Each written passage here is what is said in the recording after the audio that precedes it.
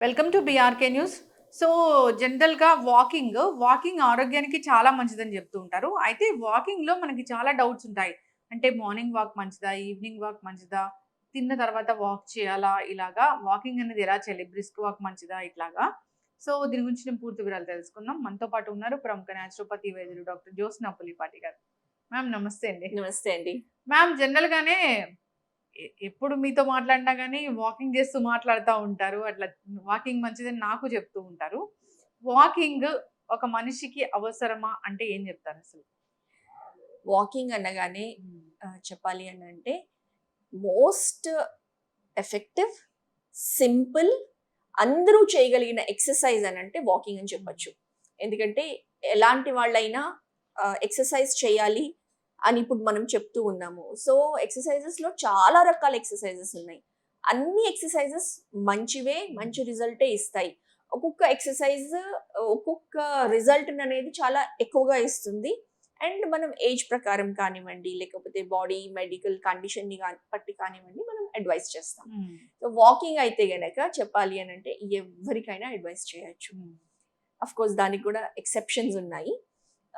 ఎలాంటి వాకింగ్ చేయాలి? అండ్ హ్మ్. అసలు మనం ఎలాంటి రిజల్ట్ ఎక్స్‌పెక్ట్ చేస్తున్నాము వాకింగ్‌ని ప్రిస్క్రైబ్ చేసినప్పుడు, లేకపోతే చేయాలని చెప్పినప్పుడు.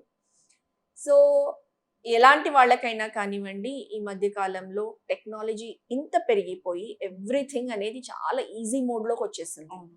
వంగాల్సిన అవసరం లేదు. మనము ట్విస్ట్ చేయాల్సిన అవసరం లేదు. అందుకే ఆల్‌మోస్ట్ అబ్డోమెన్ గర్త్ పెరిగిపోతుంది. ఎక్సర్‌సైజ్ అనేది నేచురల్‌గా అనేది లేకుండానే అయిపోయింది. అవును. ఫర్ ఎగ్జాంపుల్ స్విగ్గీ, జొమాటోలొచ్చేసాయి. ఫుడ్ అనేది ఇంట్లో కూర్చొని కొంచెం బద్ధకించినా, కొంచెం వర్క్‌లో ఉన్నా కానివ్వండి, ఆర్డర్ పెట్టేస్తున్నాము. దానికోసం ఏమీ చేయాల్సిన అవసరం లేదు. హ్మ్. As a compulsion. అంతే కాకుండా ఈ యాప్స్ ఏవైతే కనీసము ఇంటి దగ్గరికెళ్ళి అంతకుముందు గ్రాసరీ స్టోర్స్‌కెళ్ళి ఏవో ఒకటి నిత్యావసరాలు అవును. ఆహ్, కొంచెమన్నా కొంచెమన్నా నడుచుకుంటూ వెళ్ళి కాలనీలో ఉంటాయి కాబట్టి హ్మ్. నడుచుకుంటూ వెళ్ళి తెచ్చుకోవడం అనేది జరిగేది. తర్వాత సూపర్ మార్కెట్స్ వచ్చాయి. సరే ఒక్కొక్క దానికోసం ఒక్కొక్క ప్లేస్‌కి వెళ్ళాల్సిన అవసరం లేకుండా అన్నీ ఒక దగ్గర దొరుకుతూ ఉన్నాయి. ఇప్పుడు ఈ యాప్స్ లైక్ జెప్టో, బ్లింకిట్ ఇలాంటివి కరెక్ట్‌గా ఇంట్లో ఉన్నప్పుడే 8 మినిట్స్‌లో డెలివరీ చేస్తూ ఉంటే ఎలా తయారైపోయిందనంటే మనం కుకింగ్ స్టార్ట్ చేసిన తర్వాత తాలింపులో కరివేపాకు లేదు, పచ్చిమిరపకాయలు లేదు అన్నా కానివ్వండి కట్ చేసిన స్టార్ట్ చేసి ఆ! కట్ చేసి వెజిటబుల్స్ కూడా కట్ చేసి వస్తాయి. కట్ చేసి వస్తున్నాయి. అండ్ కుకింగ్ స్టార్ట్ చేసిన తర్వాత మనం రియలైజ్ అయినా కానివ్వండి, హ్మ్. అప్పటిదప్పుడు ఆర్డర్ చేస్తే కూడా మనం చేసేంత లోపు డెలివరీ చేస్తున్నారు. అంటే అంత ఈజీ లైఫ్ అయిపోయింది. సో, ఇంత ఈజీ లైఫ్ అయినప్పుడు ఫిజికల్ శ్రమ అనేది హ్మ్. అవసరంగా లేకుండానే అయిపోయింది. సో, ఇలాంటి టైంలో మన బాడీకి మెయింటెనెన్స్ అనేది ఉండాలి అని అంటే గనక ఖచ్చితంగా any form of exercise important. Hmm. So, అందులో హ్మ్. ఎవరికైనా మీరు వాకింగ్‌కెళ్ళండి. హ్మ్. కనీసం ఒక 30 మినిట్స్ వాక్ చేయండి హ్మ్. అని మనం అడ్వైస్ చేస్తాం. వాకింగ్ ఏ టైంలో చేయాలి?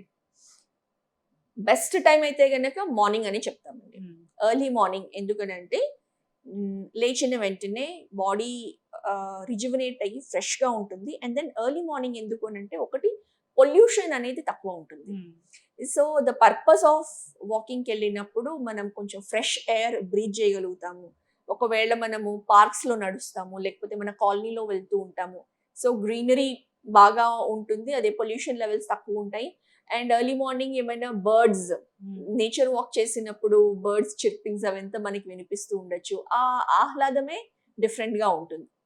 So, early mornings best. కానీ ఎవరికైతే ఎర్లీ మార్నింగ్ కుదరదు. హ్మ్. ఫర్ ఎగ్జాంపుల్ నైట్ షిఫ్ట్స్‌లో వర్క్ చేస్తున్నారు. ఆర్ మార్నింగ్ షిఫ్ట్స్‌లో వర్క్ చేస్తున్నారు. అలా కుదరకుండా ఉన్న వాళ్ళకి డెఫినైట్‌లీ ఈవినింగ్ టైమ్ అయినా వాకింగ్‌కెళ్ళొచ్చు. హ్మ్. ఈవినింగ్ ఎళ్ళొచ్చు, నైట్ టైమ్ వెళ్ళొచ్చు. ఏదో ఒక టైం.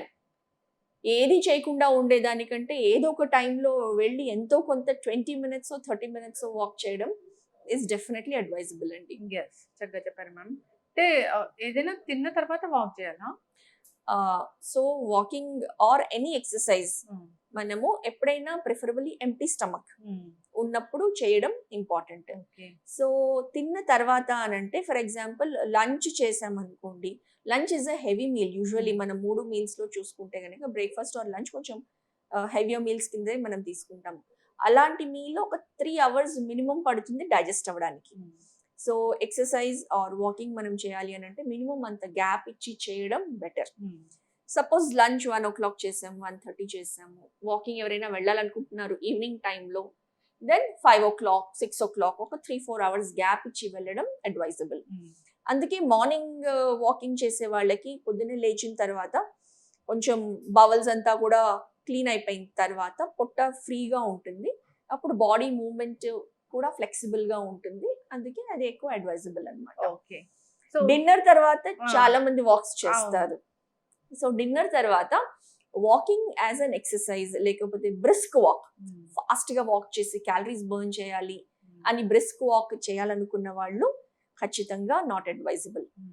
బికాజ్ అప్పుడే తిని ఉంటారు, దెన్ మొత్తము బాడీస్ ఎనర్జీ అంతా కూడా డైజెషన్ ప్రాసెస్ పైన డైవర్ట్ అయి ఉంటుంది. మనం ఎప్పుడైతే వాకింగ్ చేస్తామో ఆ టైంలో మన సర్క్యులేషన్ అంతా కూడా పెరిఫరీస్ అంటే ఆర్మ్స్, లెగ్స్ ఇటువైపు డైవర్ట్ చేయాల్సి ఉంటుంది. అలా ఉన్నప్పుడు డైజెషన్ ప్రాసెస్ అనేది ఎఫెక్ట్ అవుతుంది. కాబట్టి డిన్నర్ తర్వాత వాక్ చేయాలి అనుకుంటే చేయొచ్చు, కానీ ఎలాంటి వాకింగ్ ఉండాలి అని అంటే జస్ట్ స్ట్రాలింగ్ అంటాం అనమాట. అలా హాయిగా మెల్లగా నడుచుకుంటూ తిరగడం అది చేయొచ్చు, but not brisk walk. Walking ఈ పార్క్ లో అలాంటి ప్లేసెస్ లోనే చేయాలా మ్యామ్? చాలా మంది ఒక ప్లేస్ చూసి దాన్ని చుట్టూ రౌండ్ వాక్ చేస్తూ ఉంటారు, మంచిదేనా? లేదంటే పర్టికులర్ గా ఒక గ్రౌండ్ కి వెళ్ళి వాక్ చేయాలి, పార్క్ కి వెళ్ళి వాక్ చేయాలి అంటే ఏం చెప్తారు?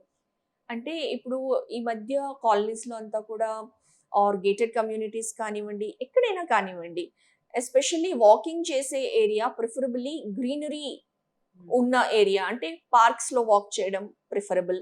ప్లస్ ప్రాపర్ వాకింగ్ ట్రాక్ వేసి ఉంటారు కాబట్టి, అండ్ ఆ వాకింగ్ ట్రాక్ లో కూడా ఫర్ ఎగ్జాంపుల్ ఒక రౌండ్ ఇస్ 0.3 కిలోమీటర్, 0.5 కిలోమీటర్ అనేది ఉంటుంది, లేదా 1 కిలోమీటర్ ట్రాక్ అనేది ఉంటుంది అనమాట. అదొక కొంచెం మెజరబుల్ గా తెలుస్తుంది.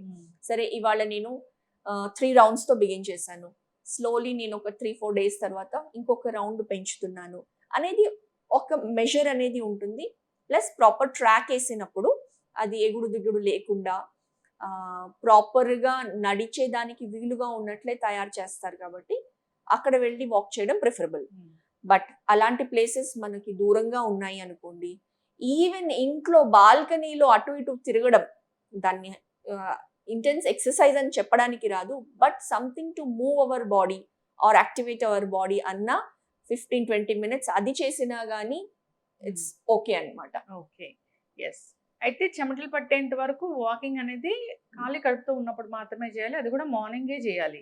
అంతేగా ఖాళీ కడుపు అంటే మార్నింగే ఉంటుంది, మార్నింగ్ ఉంటుంది, లేదా ఈవినింగ్ ఖాళీ కడుపు ఉన్నది ఇంకా డిన్నర్ చేయలేదు, సో దాని ముందు ఎప్పుడైతే ఎంప్టీ స్టమక్ ఉంటుందో అప్పుడైనా చేయొచ్చు. ఈ బీపీ ఉన్న వాళ్ళు, షుగర్ ఉన్న వాళ్ళు ఇలా వాక్ చేయొచ్చు. ఓన్లీ వెయిట్ తగ్గాలనుకుంటే వాకింగ్ పనిచేస్తుందా?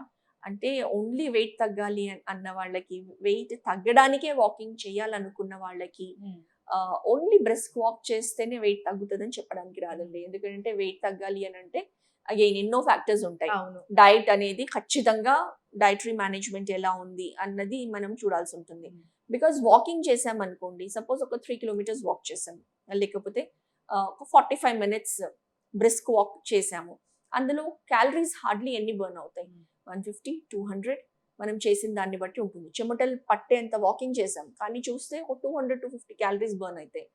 ఆ క్యాలరీస్ జస్ట్ ఒక గుప్పెడు పల్లీలు తిన్నా వస్తాయి ఒక 200 క్యాలరీస్, 2 slices ఆఫ్ బ్రెడ్ తిన్నా వస్తాయి, ఒక 2 apples తిన్నా వస్తాయి, ఆర్ 2 cups ఆఫ్ టీ తాగినా వస్తాయి విత్ షుగర్. సో వెయిట్ తగ్గాలి అని అంటే ఆల్వేస్ క్యాలరీ అవుట్పుట్ అనేది ఎక్కువ ఉండాలి క్యాలరీ ఇన్పుట్ కంటే. అండ్ ఓన్లీ క్యాలరీస్ గురించే మాట్లాడడానికి ఉండదు, బికాస్ వెయిట్ కి రీజన్ ఏంటి?